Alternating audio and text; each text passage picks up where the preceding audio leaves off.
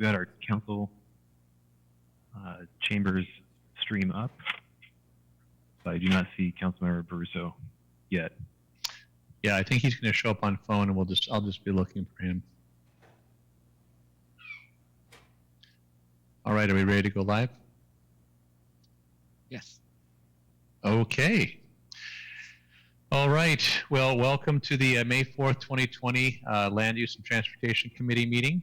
It's called the meeting to order. The first order of business is public comment.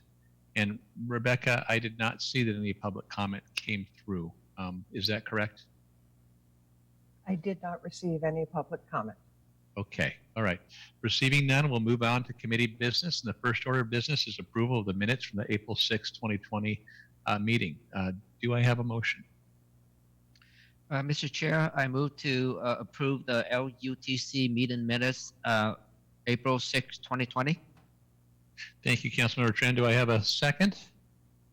Yes, Mr. Chair, I'll second that. Thank you, Councilmember Moore. Unless there's any further discussion, all in favor? Aye. Aye. Aye. Okay, motion carries unanimously. Rebecca, did that work for you? That was perfect. Thank you. Okay. All right. Good. I like perfect. Next is topic B, which is a citywide variable lane use control award. And Chair John Mulkey Copang will Chair be presenting. Chair, Yes, Chair, Councilmember. you probably need to recognize. You probably need to recognize everybody that's in attendance. I will. Yeah, thank you for that reminder. Appreciate You're that. welcome. Okay. Also, I wanted to recognize the committee members. Obviously, there's myself as the chair, and then we've got Councilmember Han Tran and Councilmember Martin Moore. In addition to the committee members, we do have a majority of the council in attendance as well. We've got Deputy Mayor Susan Honda, Councilmember Linda Kochmar, Councilmember Lydia Seppa-Dawson, and there is the possibility that Councilmember Greg Baruso will join us as well. When he does, he will be recognized at that point. Councilmember Kochmar, thank you for that. Now, moving on to topic B, which is Citywide Variable Length Use Control Award. John Mulkey will be presenting. John, I believe you're available now.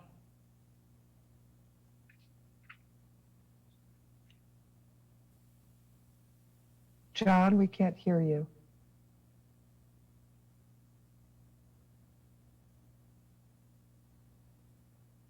Still can't hear you, John. Uh-oh.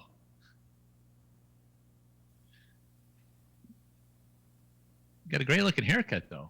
Where'd you find that?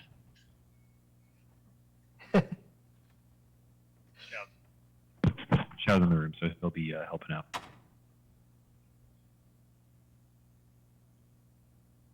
Nothing yet.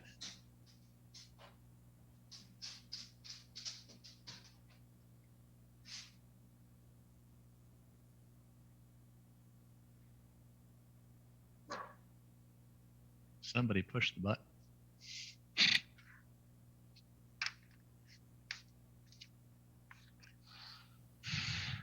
As John suddenly learns ASL so he can present all of this to us. Yeah. Oh, yeah. And then we'll suddenly learn it too, right? All right, bear with us momentarily. We're working on this. No problem.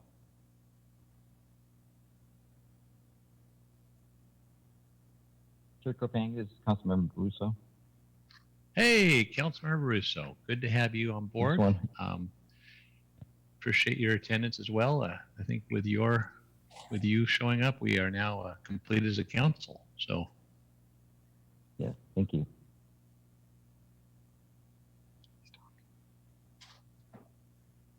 Can you talk? I think so. Can you hear me? we can hear you now, John. Okay, great. Thank you. So again, my name is John Mulkey. I'm a senior capital engineer for the City of Federal Way, and I am at this point presenting the Variable Lane Use Control Project Award for approval. I'm trying to open it up now. So we're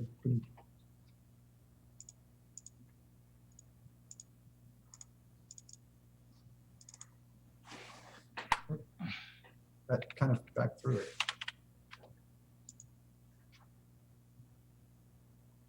It's behind him.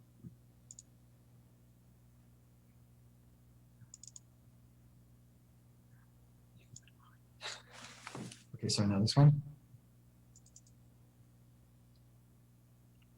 Now it's back. Oh, so I don't know how it got to the next. It's missing a front page apparently or something. Something got changed.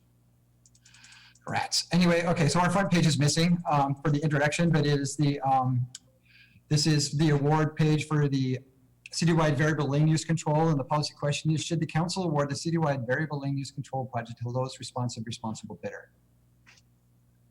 Financial impacts: the cost for the City of Federal Way variable land use control project was included within the approved budget under the Public Works Department Capital Project Fund 306 Project 213.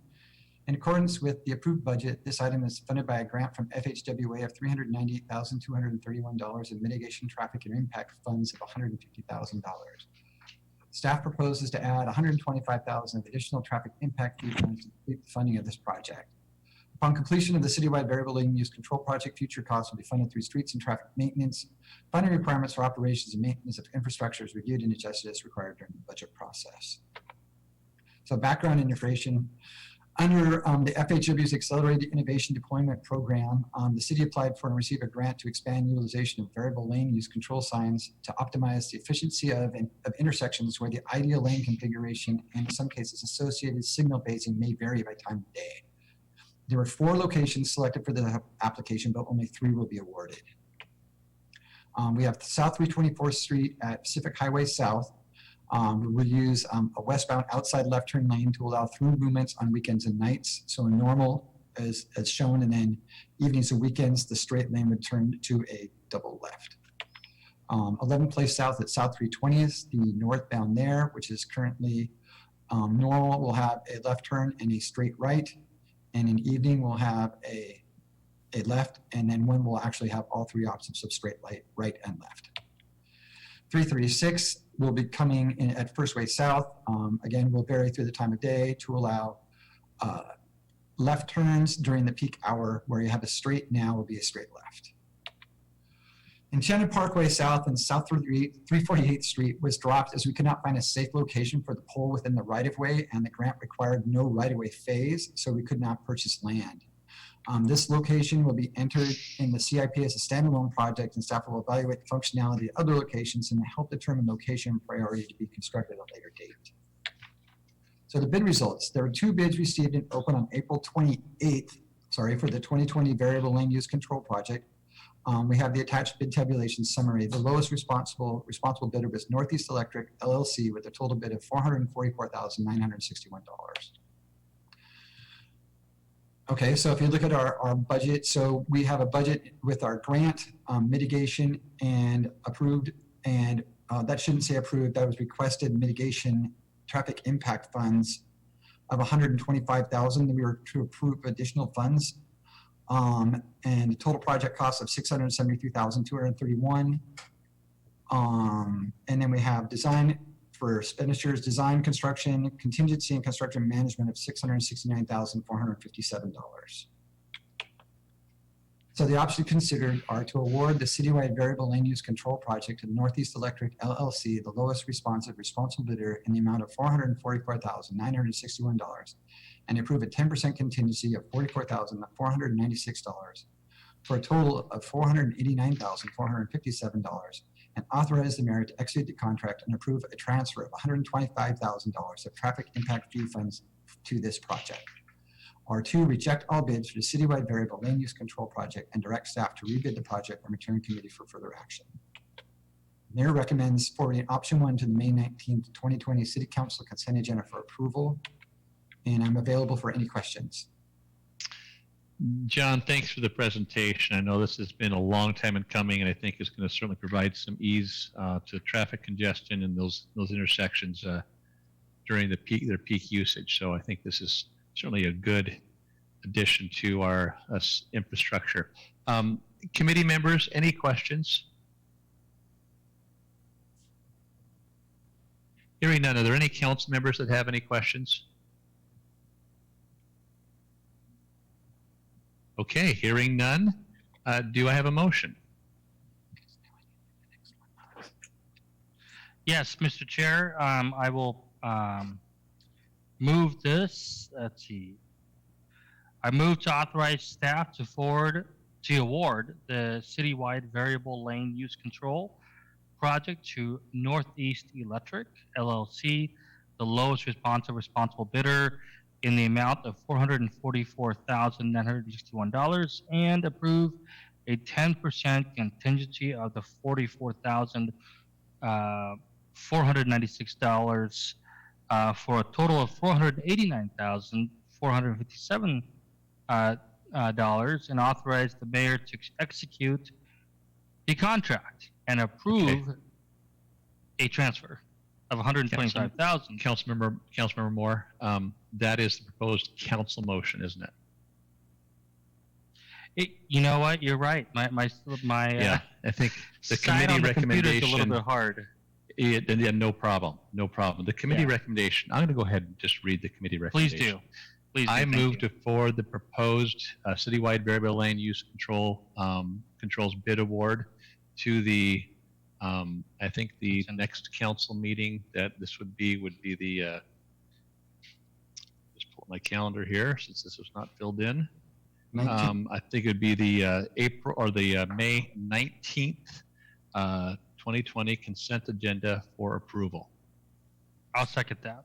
Okay. So myself, thank you, Councilmember Moore, for seconding. Is there any further discussion? Pardon me, didn't he move to pass it?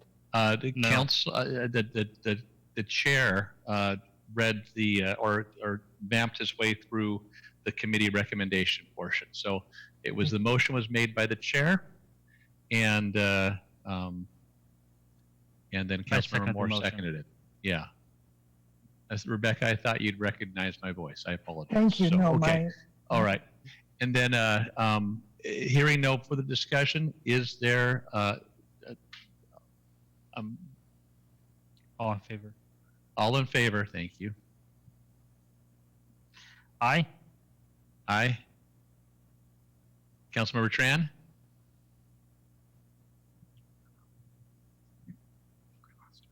You are on mute, Councilmember Tran. We'd love to hear Sorry, your I'm voice right mute.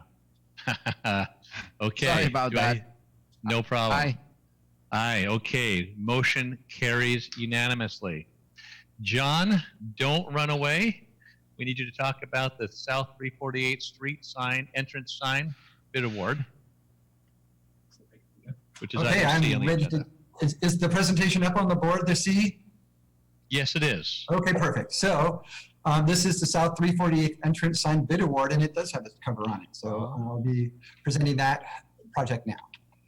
The policy question is, should the council award the South 348th Street entrance sign project to the lowest responsible bidder? Financial impacts, the cost, to the city for the South 348th Street entrance sign was included within the approved budget under the Fund 109 Hotel Motel Lodging Tax for 2017, 2018, 2018, 2019, and 2019, 2020. In accordance with the approval budget, this item is funded by Hotel Motel Lodging Tax of $32,200 for each budget period. Upon completion of the South 348th Street entrance sign, future costs will be approximately $1,030 per year for electricity. There have been no other costs associated with the current sign to date, as the only issue is covered under warranty. Background information, this project will construct a new LED entrance sign in the median of South 348th Street between Enchanted Parkway, 16th Avenue South, and Pacific Highway South. The sign will be visible to eastbound and westbound traffic and will be able to provide information on upcoming events within the city similar to the current sign on South 320th Street. The Lodging Tax Advisory Committee has requested Public Works to manage the design and construction of this project. The city has completed work to install necessary conduit and overset 2 junction boxes on the northwest corner of South 348th Street and 16th Avenue South to avoid conflict with the new convenience store construction and limiting the required excavation to the island areas only. And with the remaining funds now available, staff has issued a request for quotes for design and bids and received for the fabrication and installation of the sign. There were 5 bids returned for the sign, and the low bidder for the request for quotes was Better Way Sign. The original request for quotes allowed for other signs as acceptable alternatives. IT staff reviewed the submitted signs after opening of the bids for evaluation, and upon that review, the IT determined that the alternatives were not compatible with the current system, and we would need to use the same type of sign we had installed on South 320th Street. So after that, all the contractors submitted bids that included alternative signs, and as such, none were acceptable. And after that determination, the city negotiated with the low bidder Federal Way sign for the compatible sign to make and model. As we allowed for alternatives to be considered in the request for quotes, and Federal Way Signs was the low bidder, staff is seeking approval to award the contract to Federal Way Sign using the amount quoted for the compatible sign of $81,851. So project estimated expenditures, including design, the conduit and vault installation, construction, a 5% construction contingency, and construction management. Total project cost of $96,385 and available funding through LTAC of $128,800. So the options considered are to award the South 348th Street entrance sign project to the Federal Way Sign LLC, the lowest responsible bidder, in the amount of $81,851, and approve a 5% contingency of $4,092.40 for a total of $85,943.40, and authorize the mayor to execute the contract. Or 2, reject all bids for the citywide variable land use control project and direct staff to rebid the project and return to committee for further action. The mayor recommends forwarding option 1 to the May 19, 2020 City Council consent agenda for approval. And I am now available for questions on this project.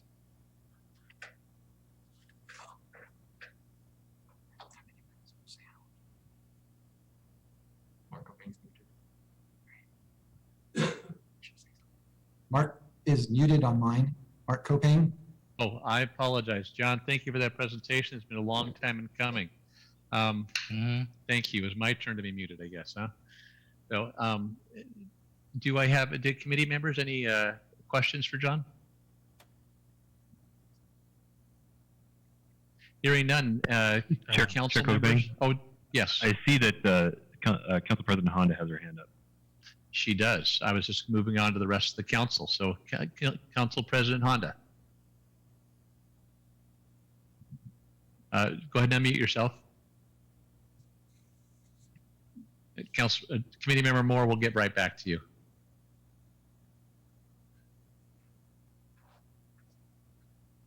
Council President Honda? No.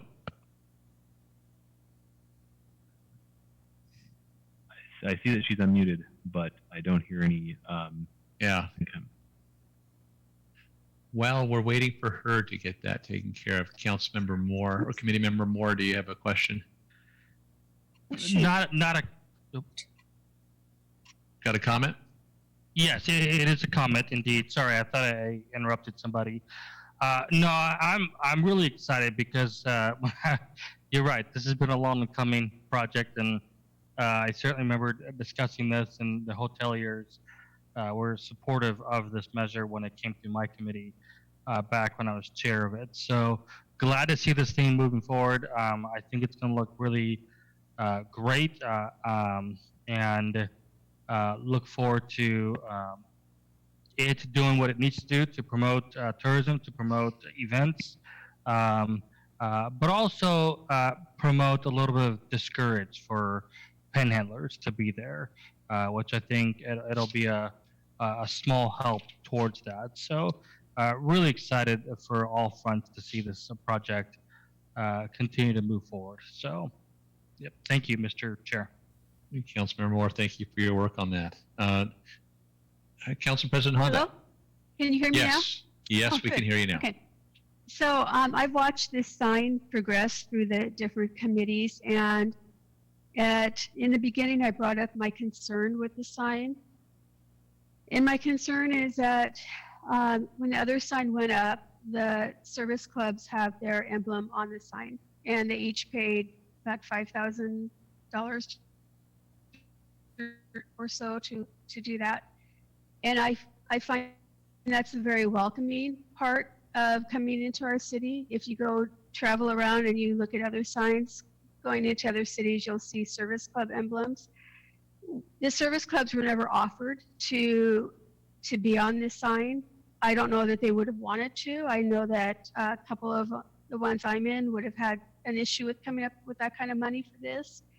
But the fact is that we were never offered the opportunity. And I've had some questions from different clubs as to why the service clubs were not offered to have their emblem on a sign. Is there a staff response to that? I was not involved with that portion of the work. I think that probably was something more involved with the actual Lodging Tax Advisory Committee and their decision as a direction that we were given in Public Works. My direction was that there weren't any of those signs to be added, so I wasn't brought to my side. Thank you. I do understand that the mayor would like to add more of these signs to other parts of the city eventually, and I would seriously consider asking the service clubs if they want their emblems on them. I think it just is a more welcoming part of coming into our city. Thank you. Thank you, Council President Honda. Any additional questions? EJ or John, I do have a question. This is regard. Councilmember Moore had his hand raised. No, he did, and he didn't put it down. No, okay, never And I mind. know it's Councilmember Honda. Oh, no. Did, Okay. yeah. Did you have something else, Councilmember Moore? Okay. Yes. You know, I just wanted to kind of respond to Council President Honda's statement, and that's obviously I'd be very supportive of having nonprofits play a role, and I think it is certainly is an inviting aspect to any community that you drive into when you have nonprofits displayed with the welcome signs. My thought in terms of a response would be is because there's land. LTAC funds appropriate. I'm wondering if that's why nonprofits weren't asked. So just it's what kind of comes to my mind. My question in terms of a response, but you know, I hopefully we can kind of get a response for her on that. Is there a staff member that could respond to this question? Yeah, Mark, it's EJ. So that was the direction out of LTAC when we were asked to look at the sign, and there's actually, I guess, two comments I'll respond to. One was, you know, that was, like I said, the direction from LTAC. Ultimately, it's their funding. They requested it. The mayor and council approved the project to move forward in this location using LTAC funding, and that was the stipulation that they put on, was that they wanted it designed in certain fashions. Councilmember Moore hit on another one that was requested, that we look at both in front and behind it, that it doesn't become an area for people to congregate, be that panhandling or just crossing the street. You know, that it's not an area that is effectively a plaza in the middle of the road. So there were a couple of items like that. They asked us to look at a couple of trees. They asked us to look at what we can do with connections as far as fiber and not having a point-to-point wireless connection. So those were the conditions we were given, or the parameters we were asked to design to, and we followed those requests.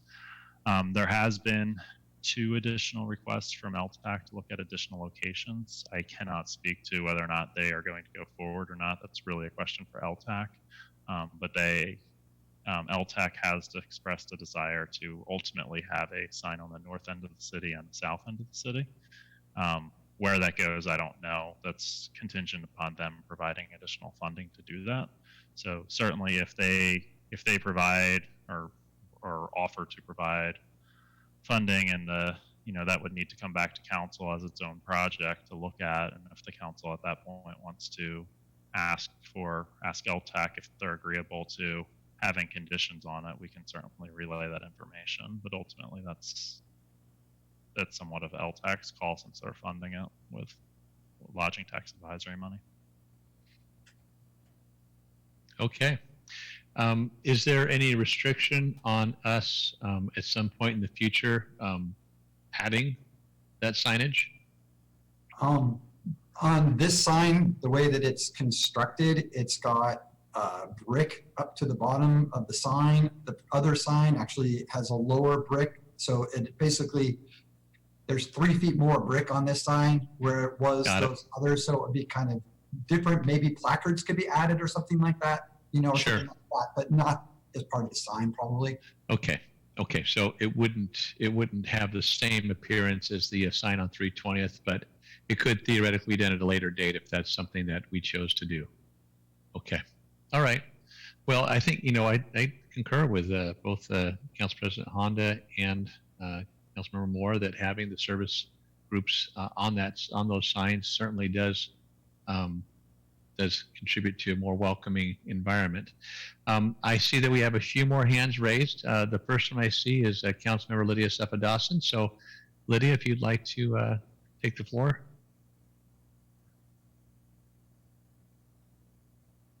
Sorry about that. Yes. There you go. No problem. Yeah, thank you.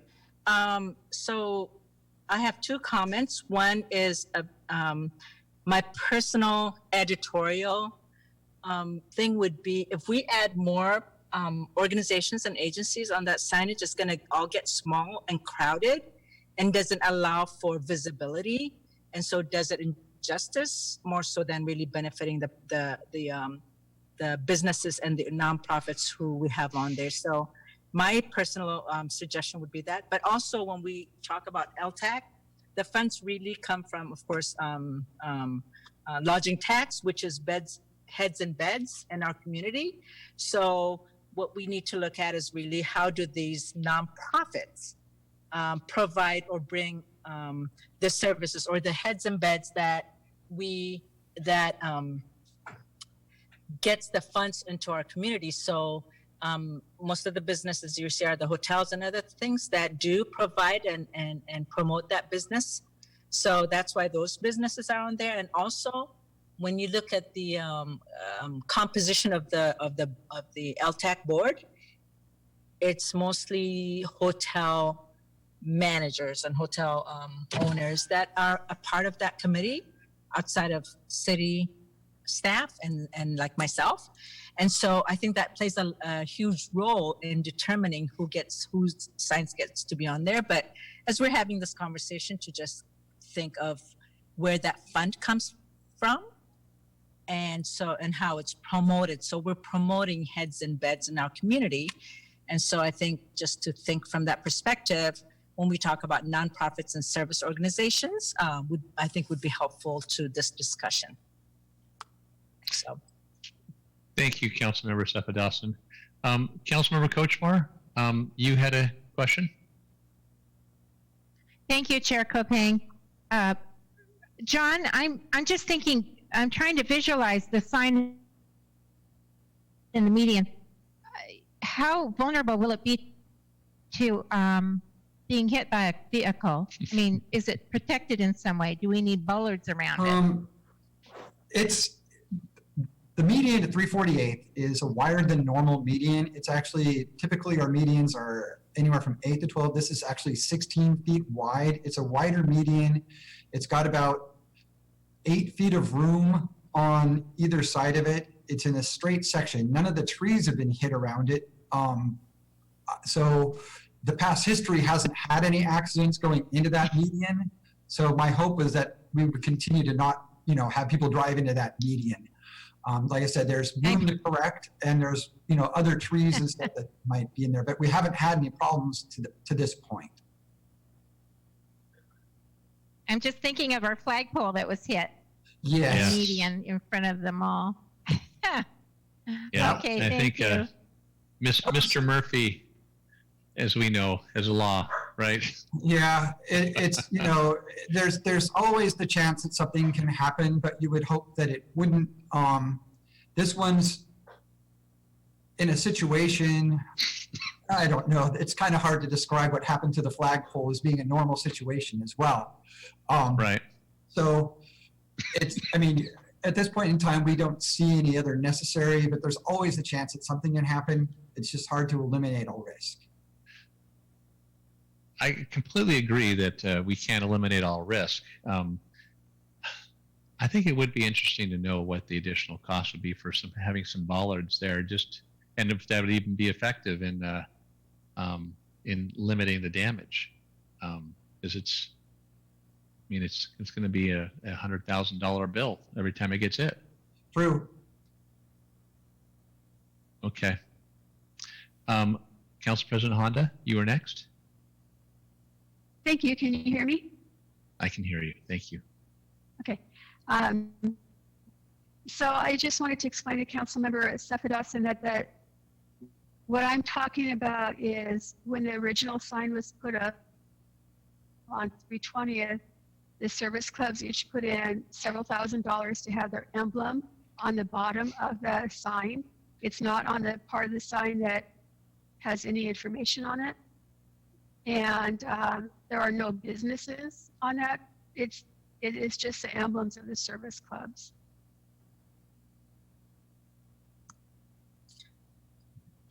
Thank you for that clarification, Council President.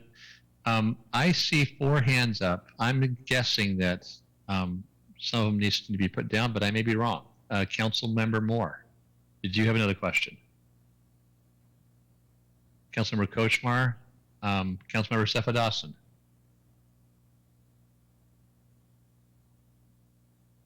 Sorry, I do. Okay. It's just another comment. EJ was talking about not being sure whether or not LTAC approved the funding, I think, for the 2 new signs, and the answer to that is yes. We voted on that at the last meeting. Okay. But also, thank you, Council President Honda, for the clarification. I appreciate it. Okay. Well, unless there's any further discussion, I'd entertain a motion at this point. Mr. Chair, I move to forward the proposed option 1 to the May 19, 2020 City Council consent agenda for approval. Thank you, Councilmember Tran. Do I have a second? Mr. Chair, I will second that. Okay, thank you, Councilmember Moore. Unless there's any further discussion, all in favor? Aye. Aye. Aye. Okay, motion carries unanimously. John, you have been the star of the show so far, and you've got a third and final presentation for us. This will be the Pacific Highway South HOV Lanes Phase 5. That was just South 340th Street to South 359th Street, final acceptance. And this is literally a project that was so long in coming that it's hard to believe we're actually doing it now, but we are. So, very good. All right. Thank you, Chair. Mine again, John Mulkey at the City of Way. This is the Pacific Highway South HOV Lanes Phase 5, South 340th Street to South 359th Street project acceptance. And here's a map that shows the extent of the project. So background information, prior to release of retainage on a public works construction project, the City Council must accept the work is complete to meet State Department of Revenue and State Department of Labor and Industry requirements.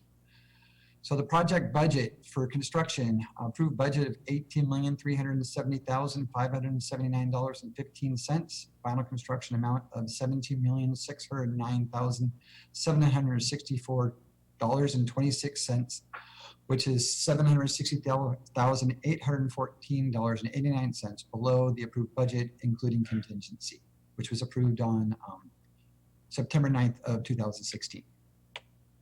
So the options considered are: 1, authorize final acceptance of Pacific Highway South HOV Lanes Phase 5, South 340th Street to South 359th Street as constructed by Graham Contracting Limited in the amount of $17,609,764.26, or B, or 2, do not authorize acceptance of the Pacific Highway South HOV Lanes Phase 5, South 340th Street to South 359th Street as constructed by Graham Contracting Limited in the amount of $17,609,764.26 and provide direction to staff. The mayor recommends forwarding option 1 to the May 19th, 2020 City Council consent agenda for approval. And I am now available for questions. John, thank you for that presentation. Committee members, any questions?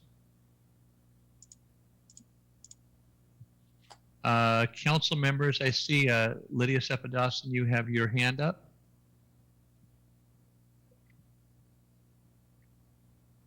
Sorry, I did not remove it, so I'm sorry. No, I'm good. Okay. No questions. All right. Hearing no questions, do I have a motion?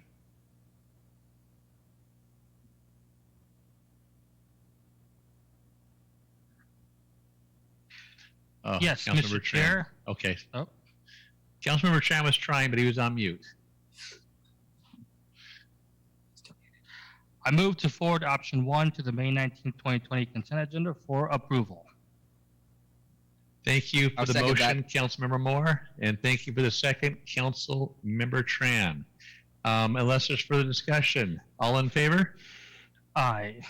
Aye. Okay, motion carries unanimously. John, thank you. Thank you. Next, we have item topic E, which is request to modify the transportation system CIP, and we will have Kent Smith presenting. Kent, I'm coming. welcome to Land Use Transportation Committee meeting.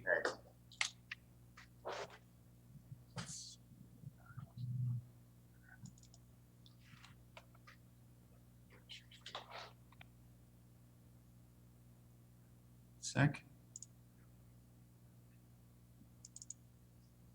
Okay. Good evening, Chair Kopang, committee members, council members.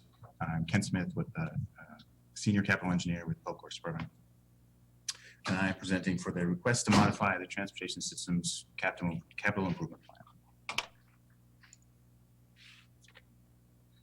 And the policy question is, should the City Council approve the request to modify the Transportation Systems Capital Improvement Plan? Just a little bit of background. This is for a project that in January and February 2020, there were multiple landslides in the vicinity of west end of Southwest 296th Street. It's west of the intersection of 12th Avenue Southwest, that compromised both the roadway section and the existing stormwater infrastructure. And the project was created to remediate that damage. We're requesting a modification to the Transportation Systems Capital Improvement Plan needed to include the project and allocate funds for design, right-of-way, and construction.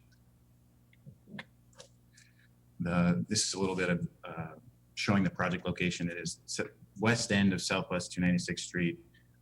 Can't really see in this, but it's a pretty steep drop. And there have been multiple landslides in the vicinity. A little background on budget. We have for design 60,000, right away 20,000, and construction including contingency of 170 for a total project cost of 250,000. And we're asking to move unallocated swim fund 304 for 125,000, unallocated street fund 306 for 125,000 to complete the project. The option considered are: 1, approve the proposed request to modify the Transportation Systems Capital Improvement Plan, approve a budget transfer from unallocated swim CIP funds in the amount of 125,000, and approve a budget transfer from unallocated street CIP funds in the amount of 125,000. Or 2, do not approve the proposed request to modify the Transportation Systems Capital Improvement Plan and provide direction to staff.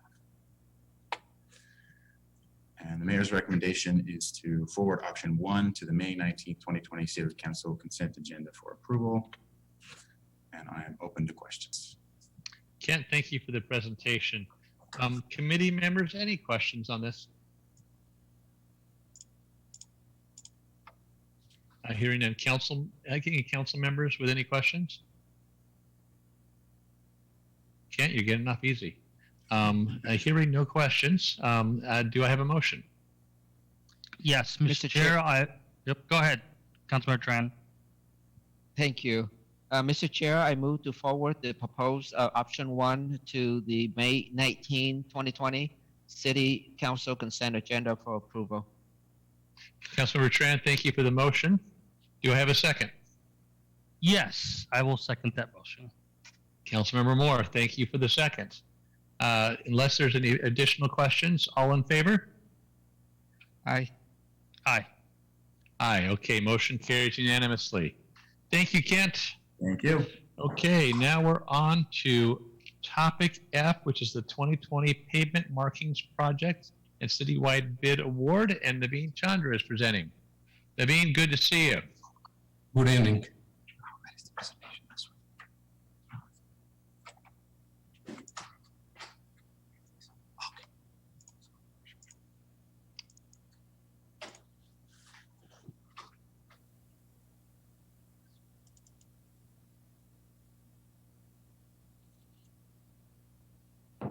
Good evening, Chair Kopang, members of the council. I'm Naveen Chandra, Senior Capital Engineer at Public Works. I'm here today to present 2020 payment markings bid results. Policy question: should the City Council award the 2020 payment marking Schedule A citywide to the lowest responsible bidder? Background information: 2 quotes were received and reviewed on April 16, 2020 for the 2020 payment markings projects consisting of Schedule A for citywide and Schedule B for greenway portions of the project. Staff recommends awarding only Schedule A of the project to the lowest responsible bidder. Apply a line LLC with a total quote of $30,366. Staff will rebid the greenway portion of the project in multiple phases to fit the annual traffic safety fund budget allocated to the Public Works. Available funding. The available funding for the 2020 payment markings project citywide Schedule A is as follows. City funds 2021 traffic operations budget $40,000.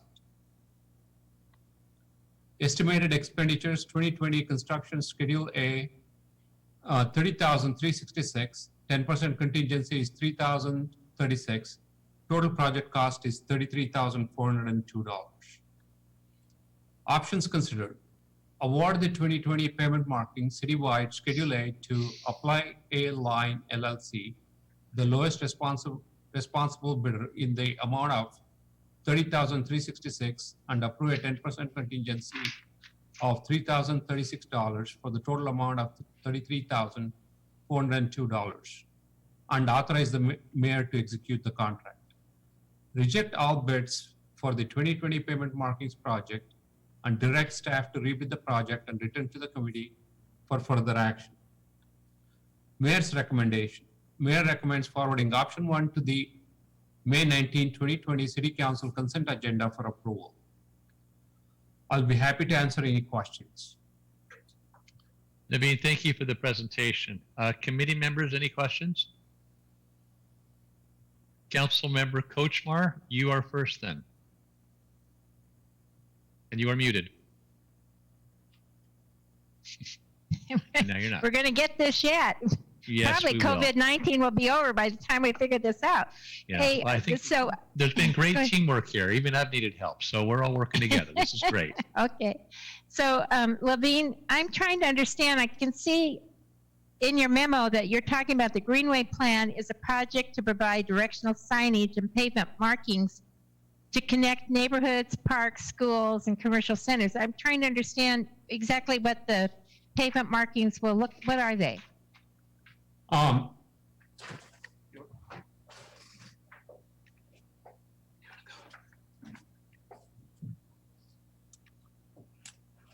Good evening, Rick. Hey, Rick. So the Greenway Plan was intended to provide a network of streets that would be more comfortable for bicyclists and pedestrians to use between schools and parks and neighborhoods. And so one aspect of this is pavement markings, which are called shared lane markings, also called sharrows. And we already have some on South 312th Street on the north side of City Center. And the use of that would be expanded throughout the city.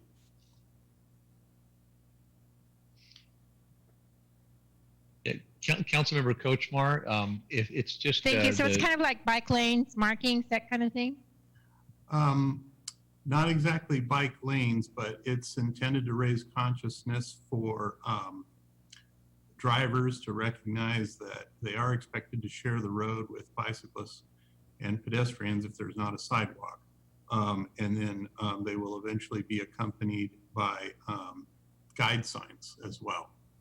Yeah. Okay. Thank now, you. Rick, in the example of 312, that particular lane those particular lane markings are from, I think, the 24th to Pacific Highway right now. Is that correct? That's correct. Okay. All right. Good. So that's a great example for any member of the council members that's not familiar with those to see that firsthand, or any member of the community.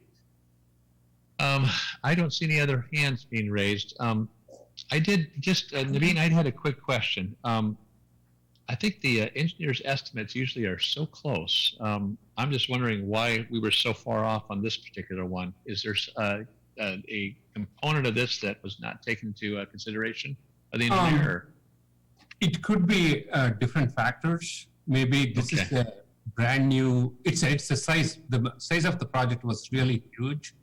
Maybe that was part of it. And also these are not that common. That could be part of it. And also we didn't get other bidders. That could be the other part of it. So it's a combination of multiple things why it was so far off. Okay. All right. Well, I think maybe having that estimate so low may have not discouraged some people from bidding. Is that possible? They would not have known the engineer's estimate. Okay. Thank you. I appreciate that clarification, Naveen. Well, we've certainly got a good bid in comparison to the other bidder. So unless there's any additional questions, I would certainly entertain a motion.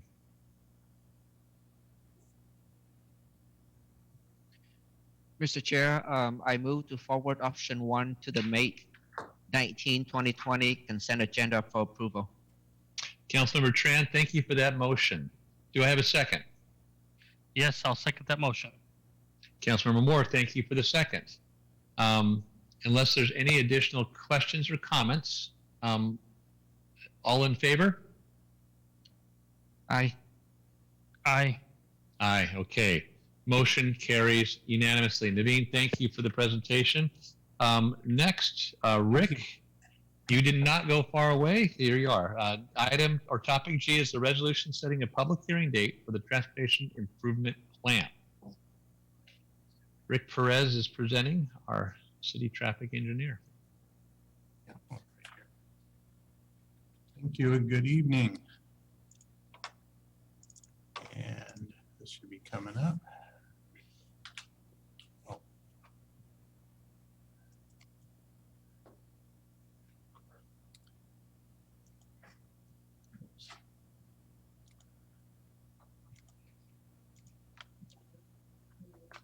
So this is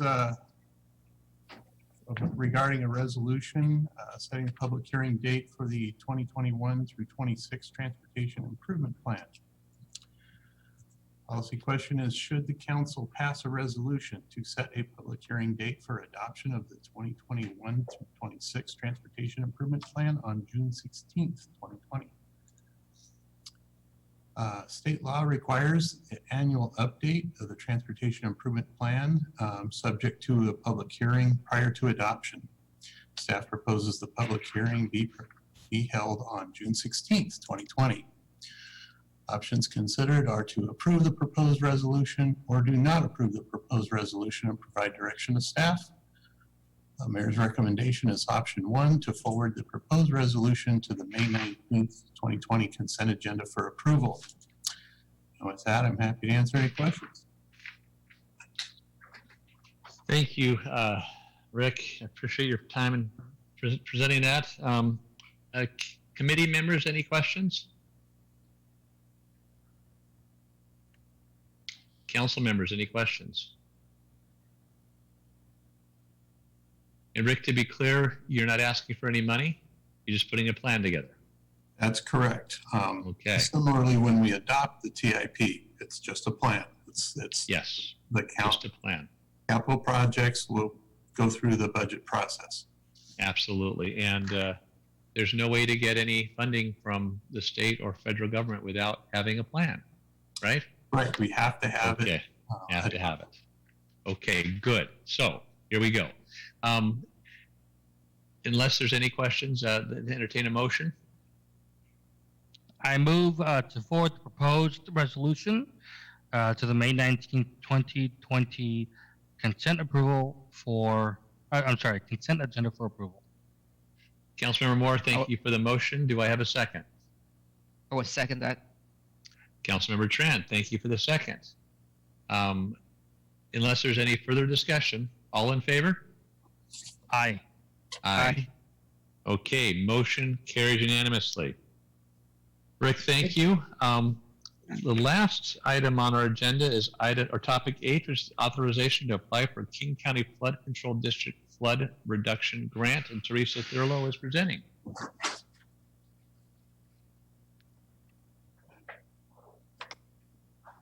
Teresa, good to see you. Hi, how are you? Good, thank you. Let's find my presentation. Absolutely.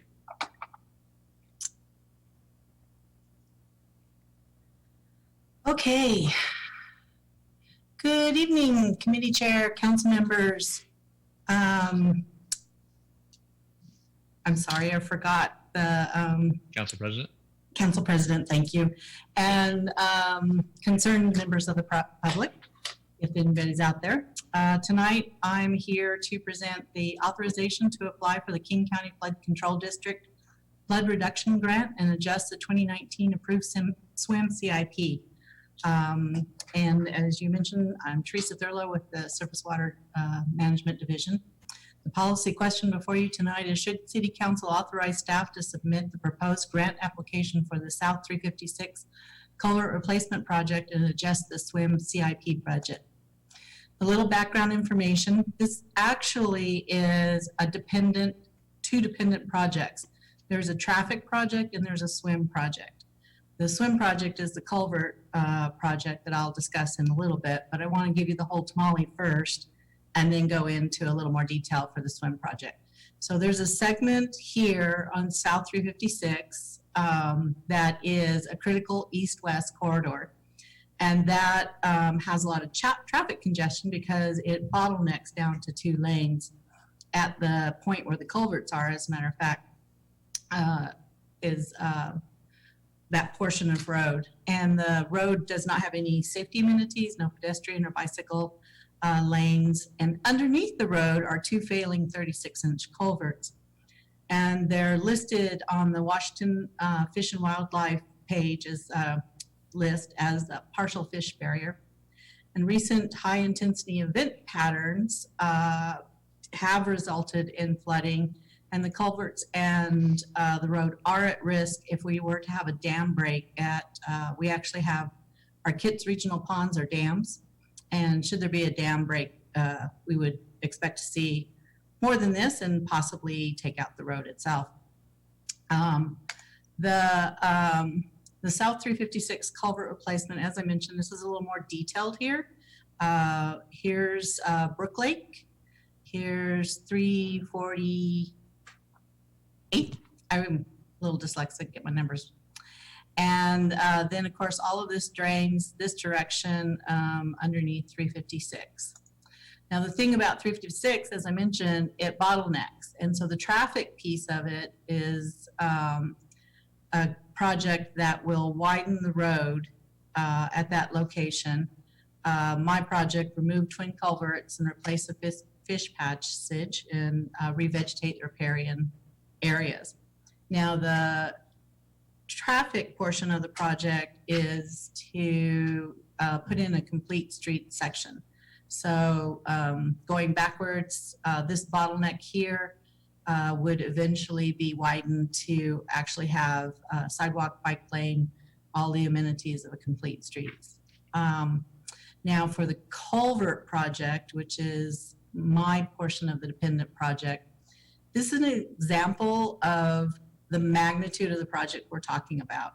We really hope that we can put in a box culvert and not a bridge at that location, but it will be a fairly large project. So we are actually asking for some grant money to help us with this study. We want to do a preliminary design scope of work. We need to update the documents that were done in 1997. They did want to do this project in 1997, and I think it was something like, I don't know, $14 million. Don't quote me, but it was millions, double millions. And we want to provide options for replacement of the culvert. As I mentioned, we're hoping for a box culvert, but we don't know that that's possible at that location. It also has to meet WDFW approved fish passage requirements. We need to provide options for pedestrian crossing. We actually want to cross the street around this location to go from the Brook Lake Trailhead to the future West High Lobos Trail network that we have in our swim CIP. And this would be the crossing location for that. Update the estimated design and construction costs. We really don't know from $1997 to $2020. We really have no idea what we're looking at here. We need to know the options first of what we can put in there in the way of the culverts or whatever replacement for the culverts is. And then also provide recommendations for funding strategies. Because while the swim project, we are pursuing funding and we have identified funding, we still have a long way to go on the streets, complete streets on the road widening piece. So we need to look at some funding strategies for that piece. I'm here tonight only to ask for authorization to apply for the culvert piece. So the final design scope and work would be environmental permitting, final design of the culvert replacement and pedestrian crossing based on the options I just mentioned. And then pending funding availability, we could adjust the scope of work for this design to include the final design for the road widening and complete streets. Now the environmental permitting and everything, the geotech, all of that we're doing for the culverts will also benefit the street widening project. So we're doing it for my project, but it just so happens that it does help move the street project along as well. The swim project does qualify for King County Flood Control District Flood Reduction Grant, and those opened last week, 2 weeks ago.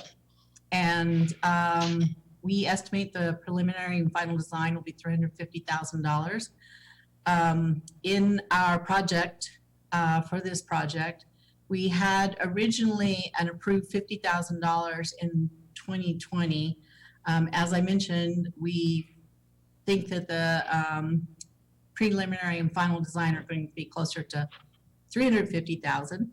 We have $100,000 in 2023 for final design. We had felt we would be more challenged with finding grant money, but we're actually going to request $200,000 underneath this King County Flood Control District Flood Reduction Grant, so that we'll have $350,000 for the grant to get to that $350,000 for preliminary and final design. And then you may be wondering how much it's going to cost to replace the culverts themselves. At the moment, we're projecting about $1.6 million. It could be closer to $3 million. I do know some projects in the region that are similar, and they ended up being close to $3 million because they had to do much more work with the pilings and other things to get that fish barrier removed and put something in that basically allows migration. Went the wrong direction. Authorize, the options before you tonight are to authorize swim staff to submit an application for the King County Flood Control District Flood Reduction Grant and adjust the swim CIP budget. Do not authorize the grant application or the swim budget adjustment. And I know that there was a lot in this presentation because of the two dependent projects. So for this portion, the mayor's recommendation is to forward option 1 to the May 19, 2020 City Council meeting for approval, which is the authorization to apply for the grant. And I'm open for questions. Teresa, thank you for the presentation. Committee members, anyone have a question? Hearing none.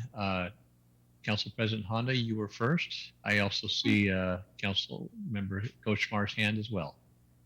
Thank you. Can you hear me? Yes. Awesome. So I have a couple of questions. One, during the last recession, what happened with funding for projects like this? Was it still given during the last recession, or did projects have to wait?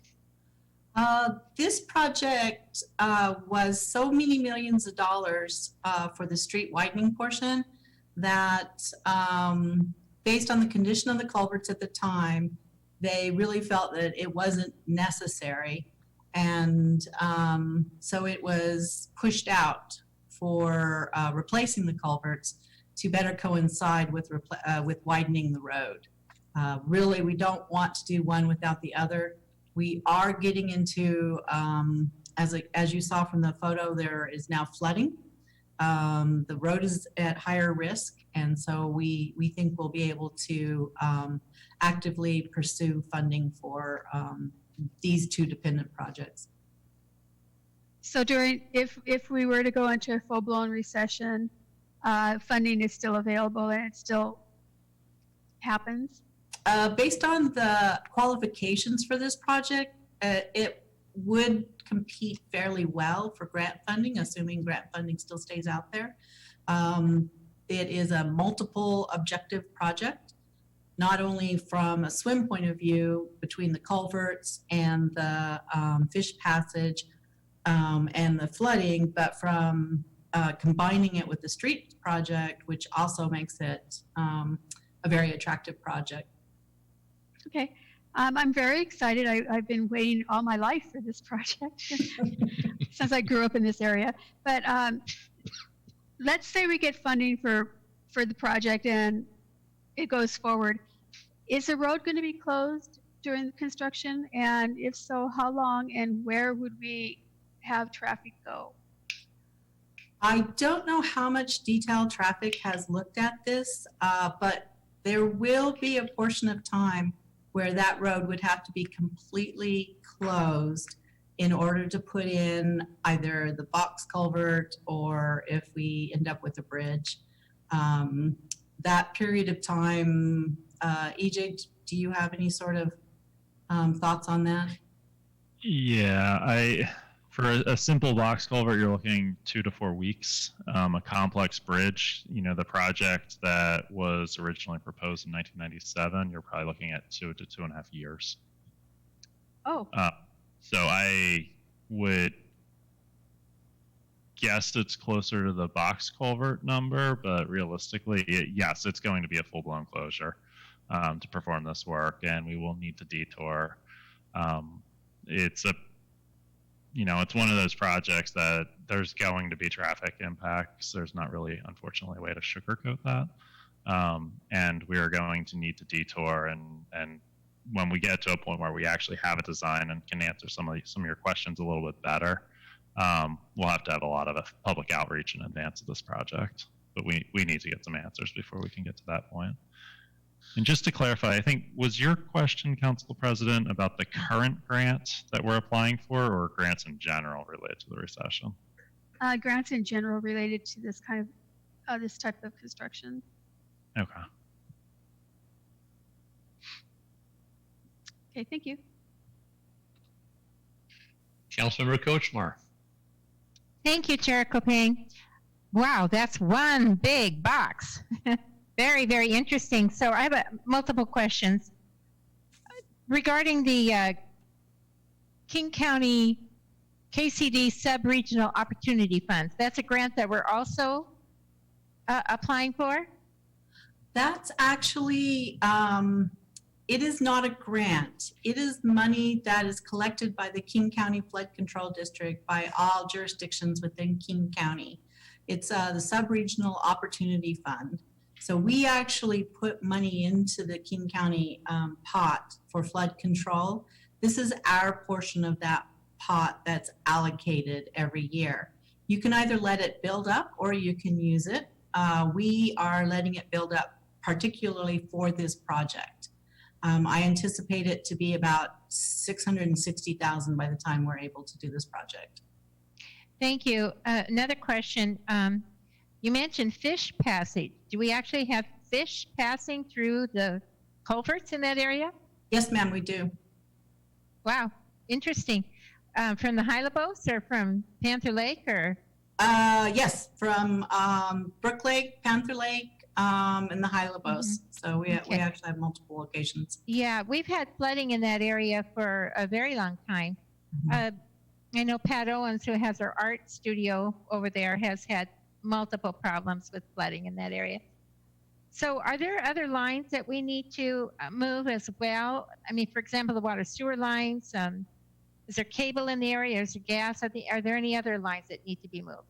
There are other utilities that will be in conjunction with this project. I can't tell you exactly which ones at this moment, other than the fact that I do know there are utilities within this project that will need to work as a team with us to relocate those and install them. Sure. So my question then is, do we pay them to move their lines, or do they have to pay for it out of their own budget?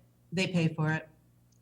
Okay, so we're going to probably want to let them know just as soon as this passes that they need to include that in their future plans. Once we know from the preliminary design what our options are, then we'll be able to better tell the utilities what they're looking at for the future. So this year we would find out from the preliminary design what our options are. There's a big difference in how they would do their work if we put a box culvert in or if we were to have to put a bridge in. Yeah, you know, it's really frustrating, I'm sure, for the other utilities when this comes up, because they aren't, I don't think they're eligible to apply for SWIM funds or grants. I don't know if they are or not, but I would imagine it would be frustrating for them. But at any rate, I'm glad this is exactly what our SWIM funds are intended to be used for. So I'm very, very happy that we're able to do that. Although it would seem to me that, you know, the SWIM, we take that in from all of our citizens, and all of our utilities are serving all of our citizens as well. I don't know how we could, you know, help pay for them to move their lines as part of this project, because kind of it seems to me unfair that we would force them to move their lines for our flooding project. But that's a matter for another time. Mm-hmm. But thank you very much. In fact, this is what the SWIM funds are intended to be used for, and I'm glad we're doing it. Thank you. Mm-hmm. Yeah, I think the way the controls are with swim funds, we can't use them for anything other than what's appropriate for it. EJ, could you comment on Councilmember Kochmar's concerns with the other utilities? I think that we have a great collaboration with those utilities, and it's exactly for projects like this. I think it'd be certainly reassuring, I think, to Councilmember Kochmar, but I think to the rest of the citizens of Federal Way to understand how the utilities work together as effectively as we do. We do. So there's two parts to that question, or to that answer. The first is we meet with all of the utilities annually. We, at a minimum, most years we actually meet twice a year, where we invite them into City Hall, and everybody that has a franchise agreement with the city is invited. And they come in and we sit down and we go over all of the capital projects, so both swim, streets, traffic, you name it. It goes over the overlay program and gives them a heads up on everything that's coming out for as far as council's adopted it. We, you know, and as part of that, we have a dialogue with them, and there's a lot of conversation about, you know, I'll call it horse trading for lack of a better term, especially with Lake Haven and Tacoma Water, where they, you know, and specifically around the overlay program. So where they go, you know, hey, we have a project coming up to change out that pipe main. Can you delay that street for a year? That way we can get in there and then you can overlay it the following year. Or, you know, conversely, can you move this up because we want to get in there earlier? So there's a lot of that conversation that happens fairly regularly. And certainly this has been one of the projects that's been in the CIP for a while, and we've had that conversation as well. The other, the hardline approached answer to your question is all of the utilities have a franchise agreement with the city. And effectively what that means is it's a privilege that we don't make to them, that we don't make them go out and find their own easements, and we let them use the city right of way. All of our franchise agreements have language in them that if there's a city project that, whether it's widening a road, reconfiguring a road, part of their franchise agreement is they're responsible for allowing those projects to occur. So if we go out and we buy property, we buy right away, and that necessitates them moving a utility, then the city has to pay for it. However, if we are not acquiring right of way, if we're just, whether it's overlaying a street or whether it's going through and like a project like Pacific Highway that John Mulkey talked about earlier, and the city's performing a project and there's a PSE pole that's in our way, part of their franchise agreement is PSE needs to move that pole. Now like I said, we work with the utilities. We're not out there to try and say, you know, hey, we're going to do this project in 2 months. You better be out of our way. They have years and years of planning, and that's a dialogue that happens with them. But ultimately, that's kind of where the rubber meets the road. Is that they use the city's right of way in lieu of acquiring their own property, be it fee simple or easements through other private properties that are not controlled by the city as an advantage to their utility. So that's the long-winded legal answer. But in short, we have a very strong working relationship with all of the utilities, in my personal opinion. You know, and it's up and downs. I mean, there's good and bad on every project, certainly. But we learn from them and we work together and move forward. EJ, thank you for that explanation. I think that was beneficial it was certainly beneficial to me. I hope it was beneficial to the rest of the committee and the council. We also, in the process of communicating with them, allow them enough notice so they can begin to accrue for these types of projects too. So it's not a huge budgetary hit for them necessarily because they've planned for it. Correct. Most of them have, worst case, they have 2 to 3 years. Most of them have substantially longer than that. I think Councilmember Kochmar, I really appreciate you bringing up the collaborative part of that and how important it is for us as a city to work with utilities in a way that is honors the partnership that we should have and obviously do. Council President Honda, I see that you have your hand up. No, I guess I'm just forgetting to, because during council meetings, they put our hands down for us. So. Okay. Councilmember Kochmar, did you have something else you wanted to add?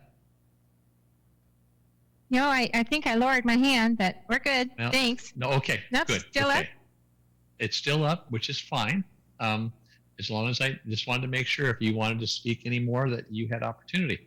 I think it was a very helpful discussion on this, so thank you for everyone for their contribution to that. Unless there's any further comments or questions, I'd certainly entertain a motion at this point. Mr. Chair, I move to forward option 1 to the May 19, 2020 Council Consent Agenda for approval. Council Member Tran, thank you for that motion. Do I have a second? I'll second that. Councilmember Moore, thank you for the second. Unless there's any further discussion, all in favor? Aye. Aye. Okay, motion carries unanimously. All right, well, unless there is anything else for the good of the order, the next Land Use and Transportation Committee meeting will be June 1st, 2020 at 5 p.m. either in city council chambers or here on Zoom. So anyway, thank you for your attendance. Thank you so much. Thank you. Bye. Bye. Thank you. Thank you. Bye. See y'all. See you tomorrow. Bye. Goodbye.